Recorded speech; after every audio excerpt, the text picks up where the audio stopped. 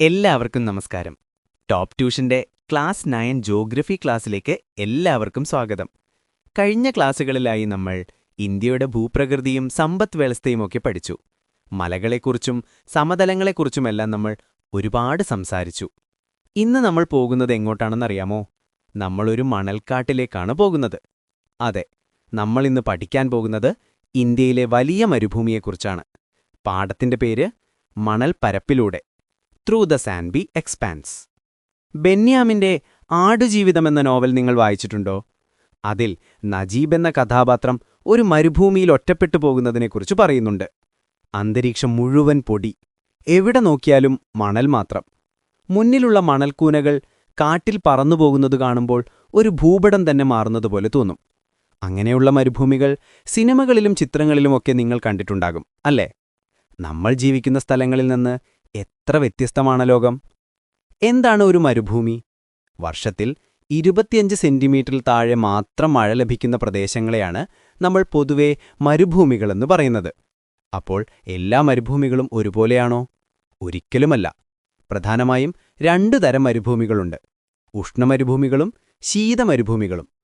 എന്താണ് ശീതമരുഭൂമി? വർഷം മുഴുവൻ മഞ്ഞുമൂടിക്കിടക്കുന്ന കഠിനമായ തണുപ്പുള്ള സ്ഥലങ്ങളാണിവ. ധ്രുവപ്രദേശങ്ങളിലും ഉയർന്ന പർവ്വതങ്ങളിലുമൊക്കെയാണ് ഇവ കാണുന്നത്. എന്നാൽ ഉഷ്ണമരുഭൂമികൾ അങ്ങനെയല്ല. പകൽ സമയത്ത് വളരെ ഉയർന്ന ചൂടും രാത്രിയിൽ നല്ല തണുപ്പുമായിരിക്കും അവിടെ. ഡെസേർട്ട് എന്ന വാക്ക് വന്നത് ഡെസേർട്ടം എന്ന ലാറ്റിൻ വാക്കിൽ നിന്നാണ്. അതിന്റെ അർത്ഥം ഉപേക്ഷിക്കപ്പെട്ട സ്ഥലമെന്നാണ്. നമ്മുടെ ഇന്ത്യയിലും ഒരു ഉഷ്ണമരുഭൂമിയുണ്ട്. അതിന്റെ പേരെന്താണെന്നറിയാമോ? അതെ, ഥാർ മരുഭൂമി അഥവാ ഥാർ ഡെസേർട്ട്. ഇതിനെ ദ ഗ്രേറ്റ് ഇന്ത്യൻ ഡെസേർട്ട് എന്നും വിളിക്കാറുണ്ട്. ഇനി നമുക്ക് ഥാർ മരുഭൂമിയുടെ വിശേഷങ്ങൾ പഠിക്കാം. റെഡിയല്ലേ? ഥാർ മരുഭൂമിയുടെ അതിർത്തികൾ ഏതൊക്കെയാണെന്ന് നോക്കാം. വടക്കു പടിഞ്ഞാറ് സത്ലജ് നദീതടം, പടിഞ്ഞാറ് സിന്ധു നദീതടം, കിഴക്ക് ആരവല്ലി പർവ്വതനിരകൾ, തെക്കുഭാഗത്ത് റാൻ ഓഫ് കച്ച്. ഇന്ത്യൻ ഉപഭൂഖണ്ഡത്തിന്റെ വടക്കു പടിഞ്ഞാറൻ ഭാഗത്തായാണ് ഈ മരുഭൂമി സ്ഥിതി ചെയ്യുന്നത്. ഇതിന്റെ ആകെ വിസ്തൃതി ഏകദേശം 2 ലക്ഷം ചതുരശ്ര കിലോമീറ്ററാണ്.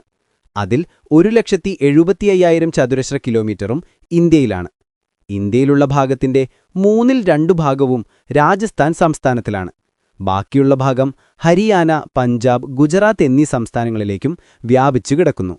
ഇതുകൂടാതെ നമ്മുടെ അയൽ രാജ്യമായ പാകിസ്ഥാനിലെ പഞ്ചാബ്, സിന്ധ് പ്രവിൻസുകളിലേക്കും ഈ മരുഭൂമി നീണ്ടുകിടക്കുന്നുണ്ട്.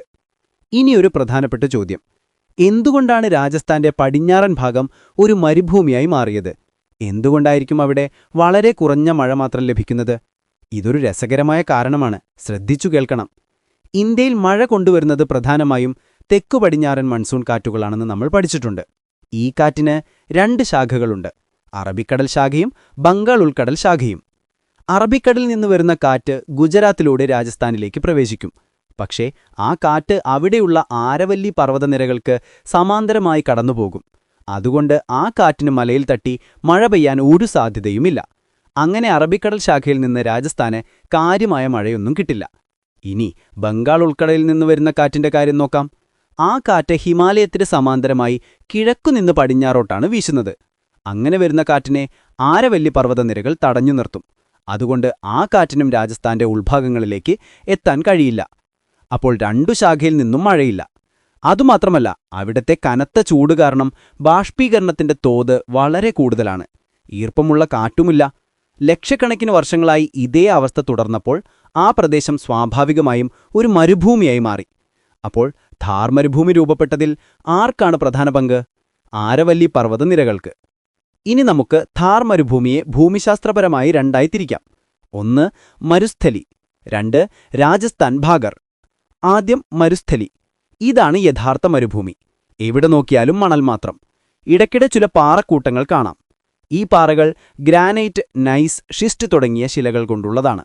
ഇതിൽ നിന്ന് ഒരു കാര്യം മനസ്സിലാക്കാം: ഈ പ്രദേശം പണ്ട് നമ്മുടെ ഉപദ്വീപീയ പീഠഭൂമിയുടെ ഭാഗമായിരുന്നു. മരുസ്ഥലിയുടെ കിഴക്കൻ ഭാഗം പാറകൾ നിറഞ്ഞതാണ്. എന്നാൽ പടിഞ്ഞാറ് ഭാഗം മുഴുവൻ കാറ്റിൽ നീങ്ങിക്കൊണ്ടിരിക്കുന്ന മണൽക്കൂനകളാണ്. ഈ മണൽക്കൂനകളെ അവിടെ ദ്രിയാൻ എന്നാണ് വിളിക്കുന്നത്. അടുത്തത് രാജസ്ഥാൻ ഭാഗർ. ഥാർ മരുഭൂമിയുടെ കിഴക്കൻ ഭാഗമാണിത്. ആരവല്ലി പർവ്വതനിരകൾ വരെ. ഇതൊരു അർദ്ധമരുഭൂമിയാണ്. ആരവല്ലിയിൽ നിന്ന് ഉത്ഭവിക്കുന്ന ചെറിയ കാലിക അഥവാ സീസണൽ നദികൾ ഇവിടെയുണ്ട്. ഈ നദികൾ കാരണം ചില സ്ഥലങ്ങളിൽ ഫലഭൂയിഷ്ഠമായ മണ്ണുണ്ട്. അത്തരം സ്ഥലങ്ങളെ റോഹി എന്ന് വിളിക്കുന്നു. ഇവിടെ കൃഷിയൊക്കെ ചെയ്യാം. ഈ പ്രദേശത്തെ ഏറ്റവും പ്രധാനപ്പെട്ട നദിയാണ് ലൂനി. പക്ഷേ ഇതൊരു കാലിക നദിയാണ്. മഴക്കാലത്ത് മാത്രമേ ഇതിൽ വെള്ളമുണ്ടാകൂ. അജ്മീറിനടുത്തുള്ള ആരവല്ലി മലനിരകയിൽ നിന്നാണ് ഇതുത്ഭവിക്കുന്നത്. ലിൽറി, സുക്രി, ജവായ് എന്നിവയെല്ലാം ഇതിന്റെ പോഷക നദികളാണ്. ലൂനി എന്ന പേര് വന്നത് ലവണാവരി എന്ന സംസ്കൃത വാക്കിൽ നിന്നാണ്. അതിന്റെ അർത്ഥം ഉപ്പുനദി എന്നാണ്. അതെ, ഇതിലെ വെള്ളത്തിന് ഉപ്പുരസമുണ്ട്. ഏകദേശം 482 കിലോമീറ്റർ ഒഴുകിയ ശേഷം ഈ നദി റാൻ ഓഫ് കച്ചിൽ ചെന്ന് അപ്രത്യക്ഷമാകും. ലൂനി നദിക്ക് വടക്കുള്ള മണൽ സമതലത്തെ ഥലി എന്ന് പറയുന്നു. രാജസ്ഥാൻ ബാഗറിൽ ഒരുപാട് ഉപ്പുതടാകങ്ങളുണ്ട്. അതിലേറ്റവും വലുതാണ് സാമ്പർ തടാകം. ഇവിടെ നിന്നാണ് ഉപ്പ് വലിയ തോതിൽ ഉൽപ്പാദിപ്പിക്കുന്നത്. എന്തുകൊണ്ടാണ് ഇവിടുത്തെ വെള്ളത്തിന് ഇത്രയധികം ഉപ്പുരസമെന്നറിയാമോ? ഉയർന്ന ചൂട് കാരണം ബാഷ്പീകരണത്തിന്റെ തോത് വളരെ കൂടുതലാണ്. അതുകൊണ്ടാണ്. ഇനി നമുക്ക് മരുഭൂമിയിലെ ചില പ്രത്യേകതരം ഭൂരൂപങ്ങളെക്കുറിച്ച് പഠിക്കാം. ഇവയെല്ലാം ഉണ്ടാക്കുന്നത് ആരാണെന്നറിയാമോ? കാറ്റാണ്. ശക്തമായ കാറ്റ് മണൽത്തരികളെ ഒരിടത്തു നിന്നും മറ്റൊരിടത്തേക്ക് പറത്തിക്കൊണ്ടുപോകുന്നു. ഈ പ്രക്രിയയെ ഡിഫ്ലേഷൻ എന്ന് പറയുന്നു. ഇങ്ങനെ തുടർച്ചയായി കാറ്റടിക്കുമ്പോൾ അവിടെ ചെറിയ കുഴികൾ രൂപപ്പെടും. അവയെ ഡിഫ്ലേഷൻ ഹോളോസ് എന്ന് വിളിക്കുന്നു. ചിലപ്പോൾ പാറകളിൽ ഗുഹകൾ പോലും രൂപപ്പെടാറുണ്ട്. കാറ്റ് വെറും മണൽ മാത്രമല്ല, ചെറിയ കല്ലുകളും കൂടെ കൊണ്ടുപോകും. ഈ കല്ലുകൾ പാറകളിൽ പോയി ഉരസി അതിന്റെ തേയ്മാനം വരുത്തും. ഈ പ്രക്രിയയാണ് അബ്രേഷൻ. കാറ്റിനൊരു നിശ്ചിത ഉയരത്തിൽ മാത്രമേ ഈ കല്ലുകളെ കൊണ്ടുപോകാൻ കഴിയൂ. അതുകൊണ്ട് പാറകളുടെ അടിഭാഗത്തായിരിക്കും കൂടുതൽ തേയ്മാനം സംഭവിക്കുക. അങ്ങനെ അടിഭാഗം കൂടുതൽ തേഞ്ഞ് മുകൾ ഭാഗം മാത്രം ബാക്കിയാകുമ്പോൾ അതൊരു കൂൺ പോലെയിരിക്കും. അതുകൊണ്ട് ഇതിനെ കൂൺ ശിലകൾ എന്ന് വിളിക്കുന്നു. രസമുണ്ടല്ലേ കാണാൻ? ഇവയെല്ലാം കാറ്റിന്റെ നിക്ഷേപണ പ്രവൃത്തികൾ മൂലമുണ്ടാകുന്ന ഭൂരൂപങ്ങളാണ്. ഇനി കാറ്റിന്റെ നിക്ഷേപണ പ്രവൃത്തികൾ മൂലമുണ്ടാകുന്ന ഭൂരൂപങ്ങൾ നോക്കാം. കാറ്റിന്റെ വേഗത കുറയുമ്പോഴോ അല്ലെങ്കിൽ എന്തെങ്കിലും തടസ്സമുണ്ടാവുമ്പോഴോ അത് കൊണ്ടു നടക്കുന്ന മണൽത്തരികളെ അവിടെ നിക്ഷേപിക്കും. ഇങ്ങനെ മണൽ അടിഞ്ഞുകൂടിയുണ്ടാകുന്ന കുന്നുകളാണ് മണൽക്കൂനകൾ അഥവാ സാൻഡ് ഡ്യൂൺസ്. പല ആകൃതിയിലും വലുപ്പത്തിലുമുള്ള മണൽക്കൂനകളുണ്ട്. ചന്ദ്രക്കലയുടെ ആകൃതിയിലുള്ള ബർക്കാനുകൾ, നീളത്തിലുള്ള സീഫ് എന്നിവയൊക്കെ ഉദാഹരണങ്ങളാണ്. മരുഭൂമി എന്ന് കേൾക്കുമ്പോൾ നമുക്ക് ഓർമ്മ വരുന്നത് മണൽ മാത്രമാണെങ്കിലും ചിലയിടങ്ങളിൽ പച്ചപ്പും കാണാം. അത്തരം സ്ഥലങ്ങളെയാണ് ഒയാസിസ് എന്ന് പറയുന്നത്. അവിടെ ശുദ്ധജലത്തിന്റെ ഉറവിടമുണ്ടാകും. അതുകൊണ്ട് അവിടെ കൃഷിയൊക്കെ ചെയ്യാൻ സാധിക്കും. ഇനി നമുക്ക് താർ മരുഭൂമിയിലെ കാലാവസ്ഥയെക്കുറിച്ച് പഠിക്കാം. പത്രങ്ങളിലൊക്കെ നിങ്ങൾ വായിച്ചിട്ടുണ്ടാകും, രാജസ്ഥാനിൽ കടുത്ത ചൂട്, കുടിവെള്ളക്ഷാമം എന്നൊക്കെ. അതെ, ഇവിടുത്തെ വേനൽക്കാലം വളരെ കഠിനമാണ്. മാർച്ചിൽ തുടങ്ങി ജൂൺ വരെ നീണ്ടു നിൽക്കും. ചിലപ്പോൾ താപനില 45 ഡിഗ്രി സെൽഷ്യസ് വരെ ഉയരും. അന്തരീക്ഷത്തിൽ ഈർപ്പം വളരെ കുറവായിരിക്കും. ഈ സമയത്ത് വീശുന്ന ചൂടുള്ള കാറ്റാണ് ലൂ. പൊടിക്കാറ്റുകളും സാധാരണമാണ്. ജൂലൈ മുതൽ സെപ്റ്റംബർ വരെയാണ് മഴക്കാലം. പക്ഷെ വളരെ കുറഞ്ഞ മഴയെ ലഭിക്കൂ. ഒക്ടോബർ നവംബർ മാസങ്ങളിൽ മഴ തീരെ കുറയും. ഡിസംബറിൽ ശൈത്യകാലം തുടങ്ങും. ജനുവരിയിൽ കടുത്ത തണുപ്പായിരിക്കും. ചിലപ്പോൾ രാത്രിയിൽ താപനില 0 ഡിഗ്രിയിലും താഴെ പോകും. ഇനി ഇവിടുത്തെ മണ്ണിനെക്കുറിച്ച് നോക്കാം. ഇവിടുത്തെ മണ്ണിനെ മരുഭൂമി മണ്ണ് അഥവാ ആരിഡ് സോയിൽ എന്നാണ് പറയുന്നത്. ഇതിന് തവിട്ട് നിറമാണ്. ഉയർന്ന ബാഷ്പീകരണം കാരണം ഈ മണ്ണിൽ ഉപ്പിന്റെ അംശം കൂടുതലായിരിക്കും. അതുകൊണ്ട് മിക്ക വിളകൾക്കും ഇതത്ര നല്ലതല്ല. ഇനി ഇവിടുത്തെ സസ്യങ്ങളെയും ജന്തുക്കളെയും കുറിച്ച് പറയാം. ഇവിടെ വളരുന്ന സസ്യങ്ങൾക്കൊരു പ്രത്യേകതയുണ്ട്. അവയ്ക്ക് വരൾച്ചയെ അതിജീവിക്കാൻ കഴിയും. കള്ളിമുൾ ചെടികളും മറ്റും മുള്ളുള്ള കുറ്റിച്ചെടികളുമാണ് ഇവിടെ കൂടുതൽ. മരുഭൂമിയിലെ കപ്പൽ എന്നറിയപ്പെടുന്ന മൃഗം ഏതാണ്? അതെ, ഒട്ടകം. ഒട്ടകമാണ് ഇവിടുത്തെ പ്രധാന മൃഗം. ഇവ കൂടാതെ പലതരം പക്ഷികളും പാമ്പുകളും കീരി, കുറുക്കൻ, ഇന്ത്യൻ ഗസൽ എന്നറിയപ്പെടുന്ന ചിങ്കാരമാനും ഇവിടെയുണ്ട്. മറ്റുള്ള സ്ഥലങ്ങളിൽ നിന്ന് അപ്രത്യക്ഷമായിക്കൊണ്ടിരിക്കുന്ന ഇന്ത്യൻ ബസ്റ്റാർഡ് എന്ന പക്ഷിയെയും ഇവിടെ കാണാം.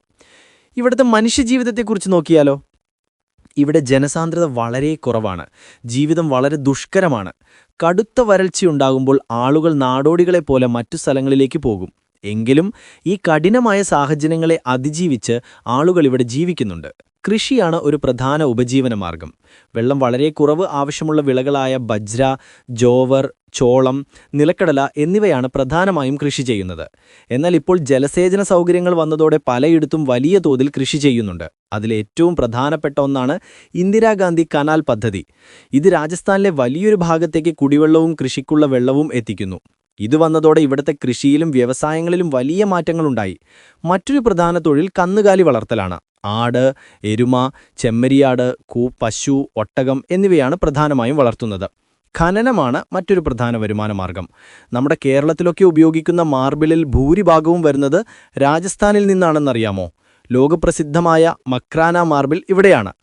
താജ്മഹൽ ഉണ്ടാക്കിയിരിക്കുന്നത് ഈ മാർബിൾ കൊണ്ടാണെന്നറിയാമോ? അതുപോലെ തന്നെ കരകൗശല വസ്തുക്കൾ ഉണ്ടാക്കുന്നതിലും ഇവിടുത്തെ ഗ്രാമീണർ വളരെ വിദഗ്ധരാണ്. ഒട്ടകത്തിന്റെ തുകൽ ഉപയോഗിച്ച് വിളക്കുകൾ, ചെരുപ്പുകൾ, സംഗീതോപകരണങ്ങൾ എന്നിവയൊക്കെ ഉണ്ടാക്കുന്നു. ഊർജ്ജ ഉൽപ്പാദനത്തിലും ഈ പ്രദേശം പിന്നിലല്ല. ഇവിടെ ശക്തമായ കാറ്റുള്ളതുകൊണ്ട് കാറ്റാടി യന്ത്രങ്ങൾ സ്ഥാപിച്ച് വൈദ്യുതി ഉൽപ്പാദിപ്പിക്കുന്നു. സോളാർ പാനലുകളും വ്യാപകമായി ഉപയോഗിക്കുന്നു. അവസാനമായി ടൂറിസം. താർ മരുഭൂമിയിലെ പ്രധാന വരുമാന മാർഗങ്ങളിൽ ഒന്നാണ് ടൂറിസം. ഇവിടുത്തെ ദേശീയ ഉദ്യാനങ്ങളും ഹവാമഹൽ, അജ്മീർ കോട്ട, ദിൽവാറ ജൈന ടെമ്പിൾ പോലുള്ള ചരിത്ര സ്മാരകങ്ങളും ഒരുപാട് വിനോദസഞ്ചാരികളെ ആകർഷിക്കുന്നു. ഒട്ടകപ്പുറത്തുള്ള മരുഭൂമി യാത്രയൊക്കെ വളരെ പ്രശസ്തമാണ്. അപ്പോൾ എത്രയൊക്കെ കഠിനമായ സാഹചര്യങ്ങളാണെങ്കിലും പ്രകൃതിയോട് ഇണങ്ങി ജീവിച്ച് അതിനെയെല്ലാം അതിജീവിക്കാൻ കഴിയുമെന്ന് നമ്മളെ പഠിപ്പിക്കുകയാണ് താർ മരുഭൂമിയിലെ ആളുകൾ. പിന്നെ നമ്മുടെ ഈ ടോപ്പ് ട്യൂഷൻ സെന്ററിൽ ചെറിയ ബാച്ച് സൈസിലാണ് ഹൈസ്കൂൾ ക്ലാസ്സുകൾ ഉള്ളത്. അപ്പോൾ നല്ല മാർക്ക് വേണമെന്നുണ്ടോ എങ്കിൽ എത്രയും പെട്ടെന്ന് ഞങ്ങളുടെ ഫേസ് ടു ഫേസ് ക്ലാസ്സിൽ ജോയിൻ ചെയ്യുകയോ അല്ലെങ്കിൽ യൂട്യൂബ് ക്ലാസ്സസ് ഉപയോഗിക്കുകയോ ചെയ്യുക. പാലക്കാട് നിവാസികളെ ടോപ്പ് ട്യൂഷന്റെ ഫേസ് ടു ഫേസ് ക്ലാസ്സിലേക്ക് സ്വാഗതം ചെയ്യുന്നു. കൂടുതൽ അറിയുന്നതിനായി 8006006363 എന്ന നമ്പറിലേക്ക് വിളിക്കുക. എല്ലാവരും നന്നായി പഠിക്കണം. അടുത്ത ക്ലാസ്സിൽ കാണാം. Bye bye.